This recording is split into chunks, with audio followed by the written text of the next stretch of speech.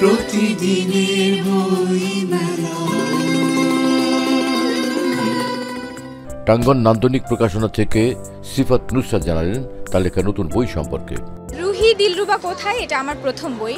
আমরা অনেক সময় আমাদের রুটকে ভুলে যাই, আমরা অনেক সময় আমাদের বাবা মাকে ভুলে যাই, আমরা অনেক সময় আমাদের গুরুজনদের ভুলে যাই, আমরা যাকে ধরে উঠেছি, আমরা আমাদের হাজব্যান্ড, এরকম থাকে না যে অনেক সাপোর্টিভ হাজব্যান্ড থাকে, আমরা কিন্তু যখন অনেক সাকসেস হয়ে যাই, অনেক আমাদের কি বলবো, আমরা যেটা চাই সেটা থেকে বেশি পেয়ে যাই, তখন আমরা আমাদের আগের অতীতটাকে ভুলে যাই, আমাদের রুটটাকে ভুলে যাই। সো এই রুটটাকে ভুলে যাওয়া হচ্ছে আমার কাছে সবথেকে বড় পাপ। এবং ন্যাচার রিভেঞ্জ বলে যে ব্যাপারটা, সেটা কিন্তু তখন ব্যাক করে। হয়তো সে আপনাকে কিছু বলবে না, সে আপনাকে কোনো কিছুই বলবে না, সে সব কিছু সহ্য করবে, কিন্তু একজন আছে যে কোনো কিছু সহ্য করে না, কোনো অন্যায় সহ্য করে না।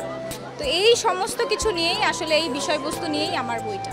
রুহি দিলরুবা কোথায় টাঙ্গন প্রকাশনী থেকে এই বইটি বের হয়েছে। 9 নম্বর স্টলে আসলেই পাবেন, সরদ্বীপ।